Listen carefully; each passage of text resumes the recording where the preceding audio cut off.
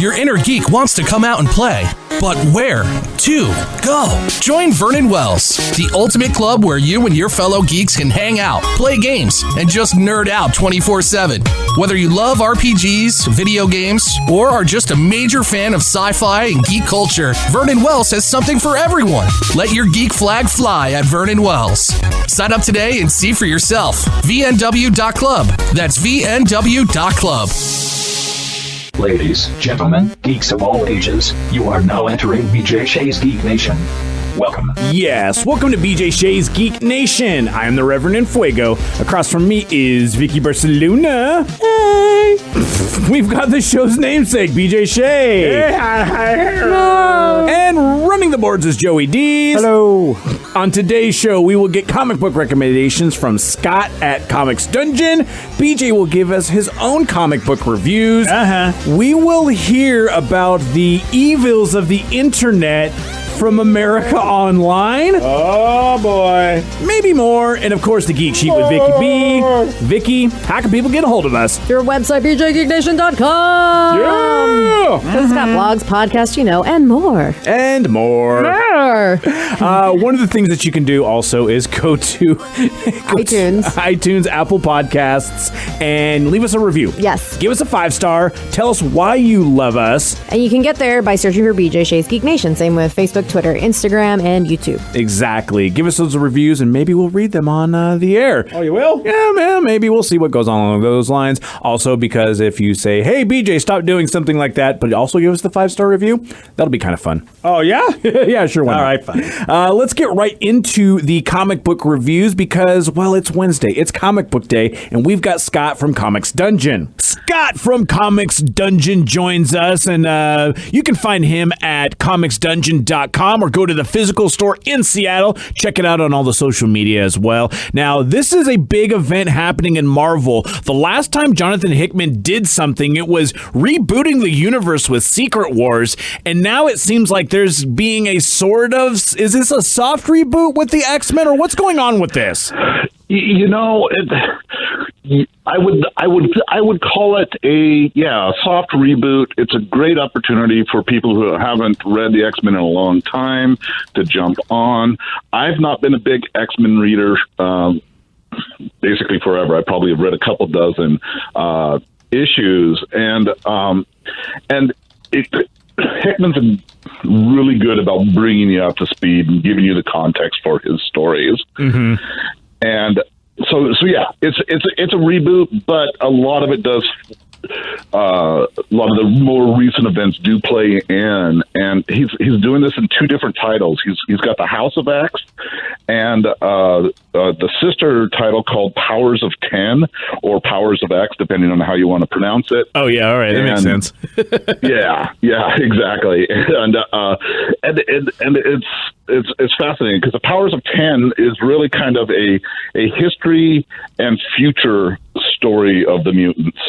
The Powers of 10, the Power 0 of 10 is 1, so that's the first year of the X-Men. Oh.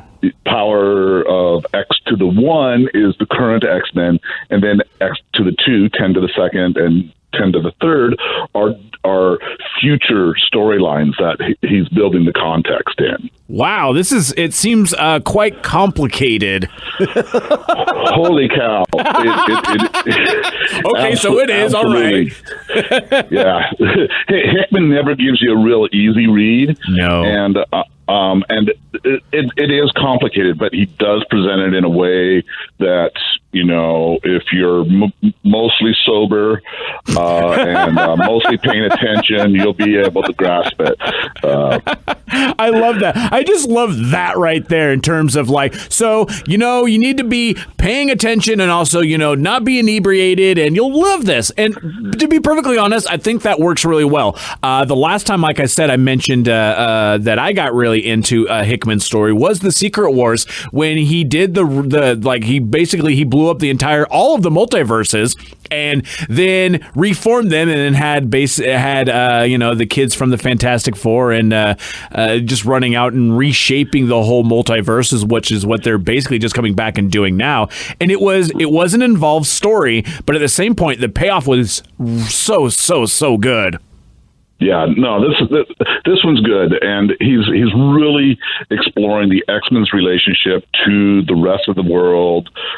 They've created a new sovereign nation, which in the past hasn't served mutants very well, but we're all trying to do it again. The mutants are offering the world some medicines that will extend people's lives and cure certain diseases if your country acknowledges the sovereign country that the X-Men are building, Krakoa. Oh, yeah. And Krakoa goes way back in the X-Men history, but they're now using it as a transportation device. You've got these plants like at the X Mansion, and you kind of walk through a portal that these plants create, and then you get teleported to the Krakoa sovereign nation. They've got some of it on Mars, some of it on the moon, and it's just like, oh, wait a second, this is kind of cool. And you've got Magneto living on Krakoa. You've got the X-Men. So it's a utopian mutant world right now. Wow. And I mean, this is already, it has a couple issues out for each, so you can kind of dive right in and get into it. And do you feel that this is required reading, and maybe this is something that if you haven't been a fan of the X-Men, it'll get you back into it? Absolutely. Like I said, I haven't read much X-Men, and I'm like, okay, I can't wait for the next issue. And it's very, very interesting, complex, yet superhero-y at the same time, and I expect the payoff to be pretty big.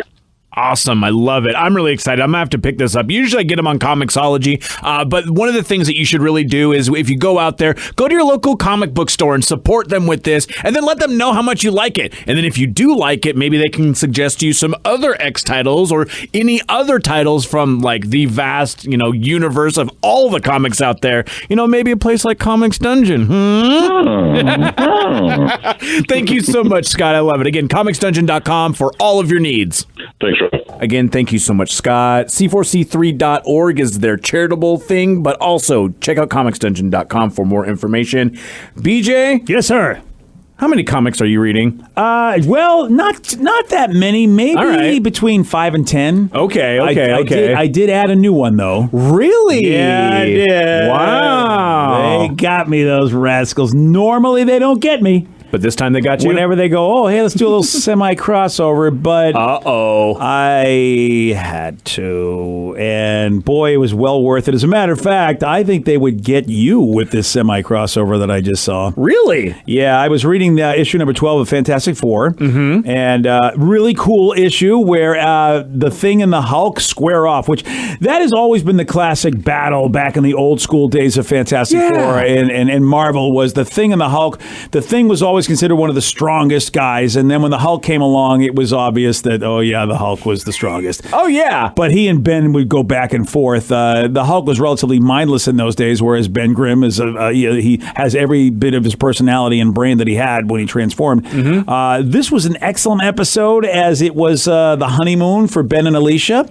Oh yeah, but Ben's father-in-law is the puppet master. So whoops. So the Hulk, you wonder why the Hulk is kicking his ass, and he keeps saying weird things while he's kicking Ben's ass. Because maybe he's a puppet? Maybe he's being puppetized. So that was a cool issue, and love it, man. Love it what Dan Slott's doing with the Fantastic Four. Really enjoy it, and I'm so hoping that Dan stays with them for as long as he stayed with Spider-Man, which was for many, many years. I know. That's like one of those things that you don't realize how much you love a writer until they take on something that you adore, be it Spider-Man or Fantastic Four, and you're so stoked when you see them doing the one that you love. Yeah, and it was a great way to bring them back. They also had another story in the Fantastic Four issue 12. It said, and right on the front cover, it says, plus Future Foundation. Oh, really? Yeah, towards the tail end of Jonathan Hickman's run, as well as the Fantastic Four's run before their sabbatical, they went from Fantastic Four to the Future Foundation, and it was a ragtag group of so many different kids, basically. You couldn't call it the Fantastic Four anymore. That also had Valeria and Franklin in there, also the clone of the Wizard, but the clone was 13 years old, Bentley. You had Alex Power from Power Pack. You had Moloids, and you had Dragon Man, and so you had and a beautiful scientist, a wonderful scientist from Wakanda, who isn't Shuri, but Anomi, I think is who she is. And so this whole team of brilliant people were in the basically multiverse, running around, creating worlds, doing whatever they did, and then eventually they stayed where they were as the Fantastic Four came back to our reality because the Molecule Man, after Secret Wars 2... Yeah, the big Secret Wars... So Molecule Man was dispersed, and they're trying to find all of his pieces across the multiverse. That's what the Future Foundation's doing. He's over here, and he's over here, a little bit over there. And the first issue was cool because they're trapped, and they need to be rescued by the one and only Julie Power, who is a mess. And, Vicky, if you remember this, Julie Power, you should remember her name. She was the girlfriend of Carolina from Runaways.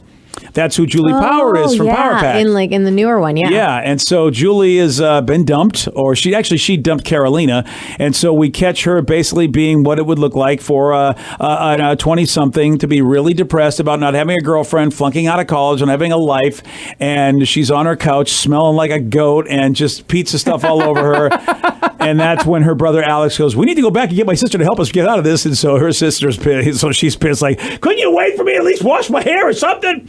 It looks like she's going to be part of the Future Foundation. And they're on their adventures, which in the midst of their adventures, they kept saying, hey, we're trying to break into this prison to get out this person. And Reed Richards is in this prison. We got to get him out. And we're like, wait a minute, what's Reed Richards doing in the prison? Yeah. And so I'm like, did I miss something? Am I old? Because I thought Reed was fine. Yeah. And then it turns out, no, I'm not old. Yeah. No, I'm not missing anything. Yeah. And yes, this is Rev's favorite character. Come on. Yeah, They baby. brought him back? The Maker. Really? Is in this issue. Wow. Unbeknownst to them that, no, that's not the Reed Richards you were looking for. And no. all S is going to break loose. And this is one of those fantastic things because in the Ultimates universe, Reed Richards is basically he's the biggest D in the multiverse. He's planetary Warren Ellis's planetary evil. That's he was who he the is. one that crashed the Ultimates universe into the 616 universe that caused the Secret War to happen. That's right. The Maker is back, baby. I got goosebumps. Yeah. So dude, that was in the first issue of this brand new book, Future Foundation, and the Maker was revealed, and I was like, oh, if Rev's going to buy a book, it might be this one. I know. Between what Scott talked about with the House of X and the whole thing going on with that, which is Hickman, his retake on the X-Men titles, like what he did with Secret Wars was fantastic. Yeah, Hickman's brilliant. And so with the House of X, and then looking back into this and seeing how the Maker's going to go, this has got to be one of those things where this is leading into a bigger picture. And one of my favorite things in all of comics, and it started even with Batman, because Batman had his rogues gallery, and most people would say that the villains were the more important characters than the good guys. Yeah. And when I was talking about with like the MCU, with Thanos, with the Maker in this, you get these bad guys that have reasons for doing what they're doing. And sometimes, yes, with comic books, it'll be a little mustache twirly and you'll be kind of like rolling your eyes at it. But you need those bad guys so there are real stakes going on with this. So I'm in on that one. And if you love John Hickman, don't forget East of West on Image Comics, another brilliant just creation of the Four Horsemen and this insanity that he's got in that particular world. And it's again Jonathan Hickman just doing what he does, writing some great stuff with some good art from Nick Dragata, and that's another great book you can get as well. And that was East of West? East of West. It's on Image Comics. So if you love Jonathan Hickman, you're going to love that too. There's so much going on, man. man. So much going on, but I knew you'd be happy that the Maker's back. Yeah, that is really cool. Do you have any other comic books that you've been reading? Well, I'm glad you asked. Yeah, of course, I've been the Rat Queens. They have their new team, and so it's cool to see the Rat Queens doing what they're doing. That's right, because the original writer of the Rat Queens has kind of bequeathed it to others. Yeah, Ryan to continue Ferrier the stories. and Marco Lasco. And I love this. Just in the latest issue, they realize that Betty is a drunk and she needs an intervention. She needs a sponsor, and they summon an inner pixie inside of her to come out and be her sponsor. So It's like a Jiminy Cricket or something along those yeah, lines. one of the other Rat Queens basically cast a spell or did some, mojo on her. Now she's got this little pixie that just drags her away from the bars. And meanwhile, Gary the a-hole, who was such an idiot way back in the early days of Rat Queens, he now has the power to basically run their entire town, and they're trying to figure out a way to defeat Gary, because Gary is just, he's got them trapped, he's got them kidnapped. Of course. And Rat Queens at their best, including they went to get help from one of their former Rat Queens, but she's pregnant with a bebe, and so she can't help him out right now. Not doing it. Yeah, I'm on maternity leave. Don't bother me. I like it. I like that I like what the new creative team has done with Rat Queens. They're in issue, I think, 17 is what it is. Yeah, that's pretty cool. On Image Comics. And then Star Wars is got basically Han and Leia in the honeymoon suite on a planet as they're trying to do what they're trying to do. And this is right before Episode 5. I mean, it's just right before we see them on Hoth. This story called Rebels and Rogues. And it's a fascinating story as they're all basically trying to do what they got to do to outsmart the Empire. Mm-hmm. And, outsmart, outwit, outlast. And elude all these probe droids, which we know these probe droids are in the galaxy. Yeah. Yeah. And, so it's fun to see. Survivor. Hoth. Yeah. Guess what? You don't. Oh. Yeah, and Luke is encountering somebody that knows a lot about the Force, even though she's kind of a ne'er-do-well and really not a Jedi. But she knows some S about the Force. So did a research. I like this because we're seeing that Luke is getting an education, outside of what he got with Yoda in Episode 5, and you wonder how did he go from Episode 5 to 6 being this Master Jedi? I love how they're filling in some blanks, saying that he's had training and interactions along the way that have helped him be a better Jedi. And makes also, sense. I like this, and you know what? It's got a whole new team. Obviously, issue 68-ish, I believe it was, or maybe 69 was the first issue of this new team. I can't wait for them to get past this. I'd like to see what happens between Episode 5 and 6. We're still right between 4 and 5, but we're close to the end, baby. I love that. One thing that you may not have known about the internet is that, it's a pretty terrible place. Yeah, it is. Yeah. And I mean, for all the good things that the internet has given us, information, there's a lot of kind of dark parts about it. The comment section. Yeah. And here's an interesting thing, and BJ actually told me who was voicing this, and we'll wait until after the end of this little promo. Yeah, see if you can get it. Someone uncovered an old AOL commercial talking about the internet. Some people think the internet is a bad thing. Somewhere your identity can be stolen, your home invaded, and your savings robbed without anyone setting foot inside your door. It is one of the most dangerous weapons ever created. A way for the unhinged to spread evil free of supervision or censorship. A place for mankind to exercise its darkest desires. An open market where you can purchase anything you want. Some people think the internet is a bad thing. What do you think? Because we agree.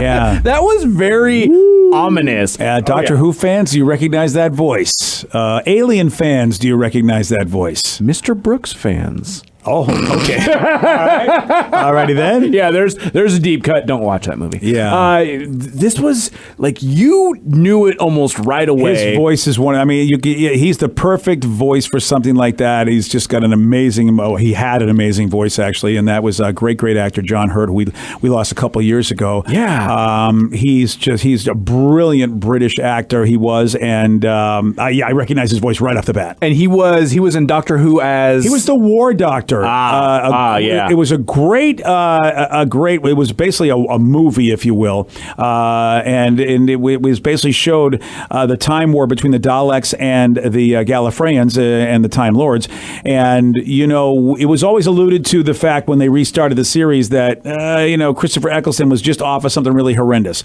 Basically, he was the only Time Lord left. There was nobody left, including no Daleks and no Time Lords, and you knew he had to do something really horrific to make that happen. Yeah. And John Hurt, basically in the Doctor Who movie, he basically was the war doctor who they never speak about. There's always the one incarnation they never spoke about.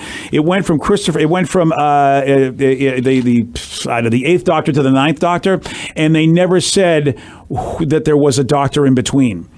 Oh. And it turns out because he really was not the Doctor, because the Doctor was always about peace, but at one point there needed to be a regeneration that had to be a war doctor. Get it done. Wow. And so that was the story of that. And it was a great story, and William Hurt was fantastic, and it was a fun movie because it had Matt Smith and David Tennant in it at the same time. Sometimes that happens with Doctor Who, where they get both doctors or a bunch of doctors are together at one time because of some timey-wimey stuff, and so they get to interact with their former selves, and no doubt about it, it was great. And William Hurt was fantastic, and his voice is John Hurt, so recognizable. William Hurt's a great actor too, but not the guy I'm talking about. And one of the most interesting things about this is this was in the early 2000s, and it was when AOL was waning and the internet was this huge big place. And maybe some people don't realize that America Online in the 90s and in the 2000s, it really didn't want you to get on the World Wide Web. They wanted you to do everything in their world. Exactly. So it was the chat rooms, and it would be the different things that the message boards that they would have in their program. So they didn't want you to go on the web because they had all their stuff for you right there. If you want a great Netflix series to watch about the beginning of the internet and all that, go watch *Halt and Catch Fire*. It's incredible. It's really? about the birth of the early computers and the race to get everything out there and the building of websites and how it was first to market and how you would promote things and who's going to be the first search engine and who's going to build the first computer and how much storage and where's your laptops and all that stuff. And wow. It's crazy to watch because *Halt and Catch Fire*. All right. It's a little over dramatic, but the story though and the acting's incredible. I really liked it. And I mean, it's one of those oh, now I kind of understand why it blew up so fast, how technology got so incredibly efficient, if you will. Yeah. Because essentially, every time you put out a new product that was even a little bit faster, it sold immediately because it was so impactful. So people were making so much money and drugs and all these things that happen in the show. You'll have that with money. Yeah, right. The seedy underbelly to the internet. Guess what? The internet is mostly bad. And big conventions where everyone's trying to show their product off and having bugs and errors happen and then just getting no funding and then getting crushed and bought out and repurposed. And this was, I think, kind of around the time of the .com bubble bursting as well. And that was one of those things where people were like, oh yeah, we'll sell pets online at pets.com. And you realize, well, there's actually issues with doing some of these things. And the early days of the globalization of the internet and the information age, it makes it so, you realize where it's been a long road in just the last, 20 years to get to this point. Oh, yeah. And just the leaps in technology have been outstanding. Crazy. Yeah. What really sells the show is the intertwining of the technology and the art of it and how they wanted to build the personal computer to kind of speak to you and grow you as an individual. And the corporations being we just want to sell this now because if we don't, it won't sell. Yeah, exactly. Or the simple fact is it's maybe we'll push something out. Maybe it'll be a little buggy, but we can kind of work on it as we go. And that's what we see now with video games where you don't get a finished product. No. You'll have to download a patch that sometimes is bigger than the game itself on the disc. That's just mind-boggling. I don't remember those days where I had to basically buy a product that was defective brand new. Day one patch. Yeah. That never was the case when I was playing PC games way back in the day. Now it's commonplace. Every game is in beta. Every single online game is in basically infinite beta where we're working on it and we're going to make it better. No game goes gold anymore unless it's maybe a console single player game. Few and far between have these. Yeah. And America Online was basically, they wanted to be your email provider and your web browser. Yeah. That was the key. And so they wanted you to be in their inclusive world. And then all of a sudden Netscape and the things came out. And I remember CompuServe way back in the day. CompuServe, yeah. Yeah. It really really was amazing, and AOL was easy. I mean, it was an easy way for you to have an interface to get to the internet, if you will, the World Wide Web. But then eventually, there was as this ad proves, everything they said right there came true.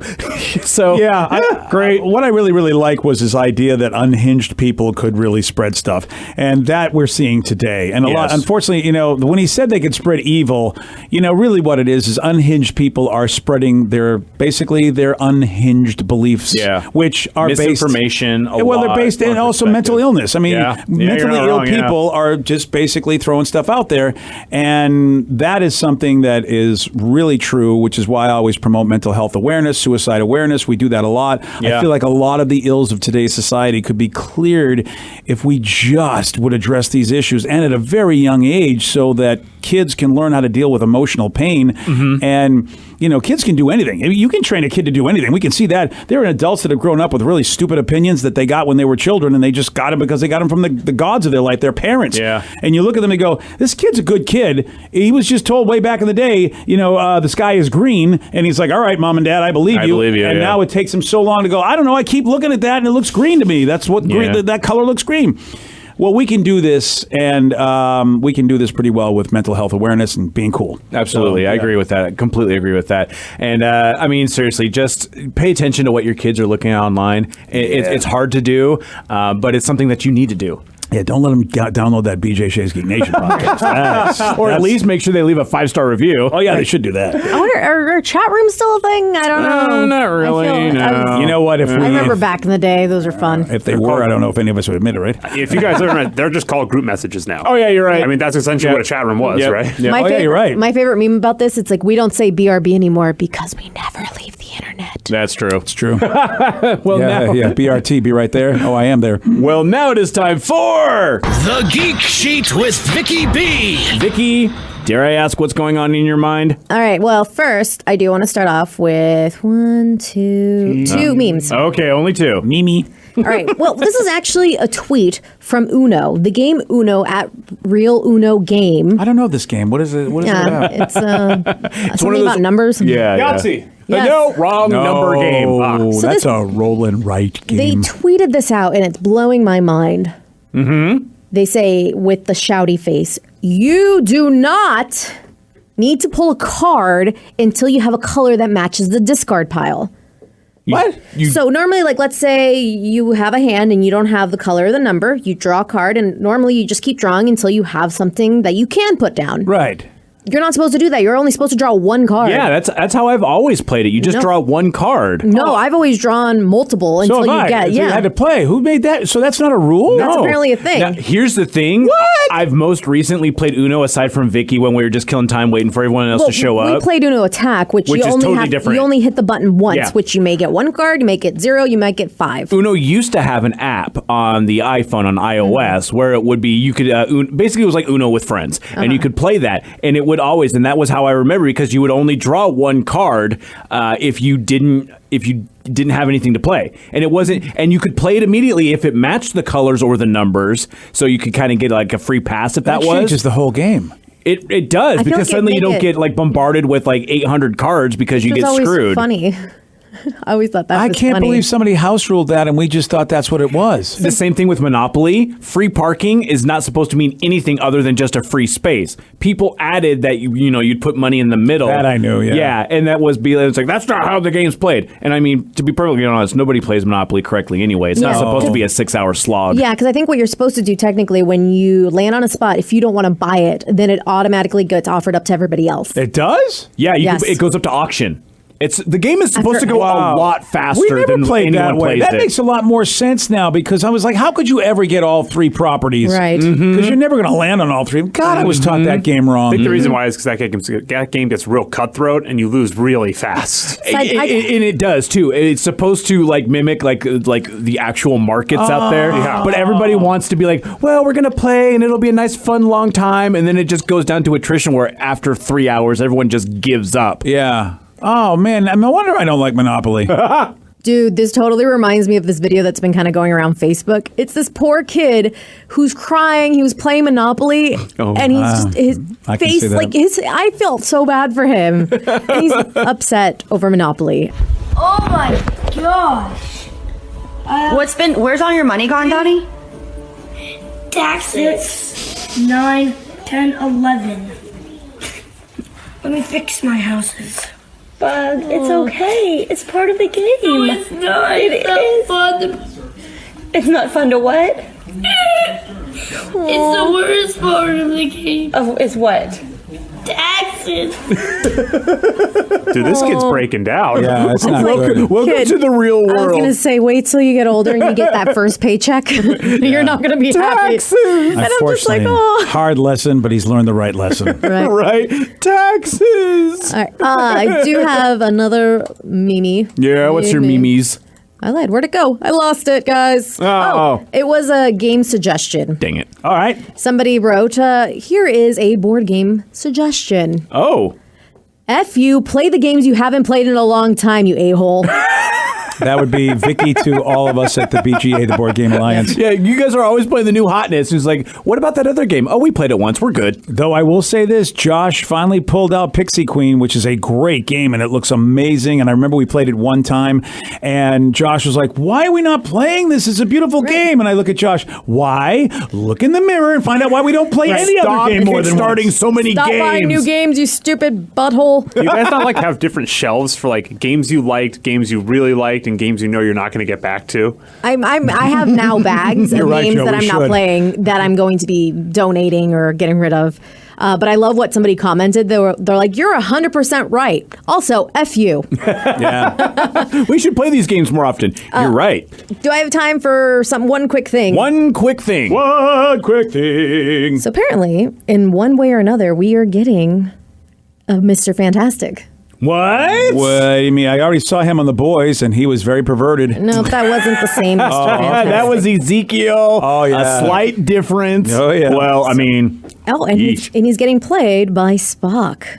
Young Which Spock. one? Zachary or Ethan? Ethan. Oh, Ethan Peck is Mr. Fantastic? Okay. So what actually is going on? So Marvel's actually following up their Wolverine: The Long Night podcast. They're doing basically a podcast retelling of the Marvel's limited series from Kurt Busiek and Alex Ross, which was really popular in Alex the mid-90s. Ross is a great artist. his art is amazing. So they have now announced their voice cast for Marvels. So it's going to be Clifford Method Man Smith. That's right, Method Man from Wu-Tang Clan. Who's he going to be? He's going to be playing Ben Urich. So if you remember in Daredevil, he was a journalist. Yeah. That's he was a cool dude. Actually, Yeah, he was, yeah. I was sad to see him go the way he went. Yeah. But I love that it said, I'm like, wait, Method Man's playing him? That's amazing. Anna Sophia Robb, who was in Hulu's The Act, she was also, I believe, in Charlie and the Chocolate Factory. She was Violet. Oh, And okay. same with Bridge with Terabithia. She's playing Marcia Hardesty, which I looked her up, and it looked like she was a secretary to somebody at the Journal. I'm sure they're going to change that up. Ethan Peck is going to be Mr. Fantastic. Love it. And then Seth Barish from the Showtime's Billions as Phil Sheldon. So Marvels takes place in the aftermath of Fantastic Four's battle with Galactus, high above New York City for the fate of the world. So one intrepid photographer, an ambitious college student, a cynical journalist embark on an investigation to confirm or debunk one of the most superpowered conspiracy theories of all time. Oh, I wonder wow. if It's this kind of is like street level sort of thing looking at it. Yeah, I wonder if this is the first battle with Galactus, if we're going back like in the Marvel Universe back in the days of when he first showed up. And that was one of those things that was like the Marvels was a kind of telling of these stories from like the street level, like people trying to break out. Oh, I haven't seen any of these Marvels. Yeah, it was comic book form in the 90s. And that's cool. And it was the Alex Ross, just beautiful paintings that are mixed with it. They were classics, and it's kind of fun to see that they're going to be bringing this into an audio form. I missed all this. And it's cool. Podcasting has made the audio form something that you could really want to consume. I know in England, I forget the name of the company, Big Something, that does all these Doctor Who audio. And they bring back the old stars that, maybe they can't do it on television anymore, but all of the old performers are doing these great, Big Finish. Big Finish does all of these great things. They just released one with David Tennant. And really? Yeah. And so if you're I was so excited to see that now we're doing this in America, where, you know what? Why not have some audio entertainment based on our favorite This stuff? reminds me when we when the Blue Dart, which was one of our buddies, Thrill from the radio station, and Travis Bundy. Yeah. And I actually was one of the characters in it, so I was like, hey. Yeah, they did an audio drama. Yeah, and it was a comic book. It was a superhero named the Blue Dart. But it also Ahead of your time, Vicky. I know. Well, I mean, remember, like, they would do the Hitchhiker's Guide to the Galaxy radio plays in Britain. Oh, yeah. Like the theater of the mind for radio was a real thing, and now with podcasting, you can bring that back in a form. It's fun. Audio entertainment's always been well appreciated in England. And the Marvels podcast will begin airing in the fall, and it will be 10 episodes long, and will stream exclusively on Stitcher until it gets a wider release in 2020. Nice. That is really cool. So- well, see, BJ, you're getting your Fantastic Four, sort of, I wouldn't eventually. mind seeing him play Mr. Fantastic just in general. Right? Ethan Peck, I think, We would do a never great thought job. of that. Oh, yeah. Maybe this could lead to He looks- a test or something. He could be a Reed Richards. I love it. Until next time, guys, stay nerdy.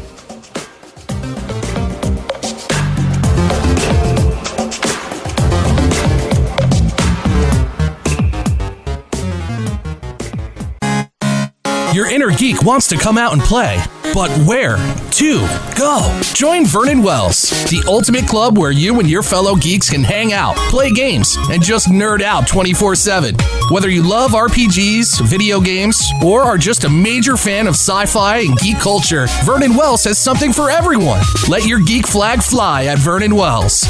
Sign up today and see for yourself.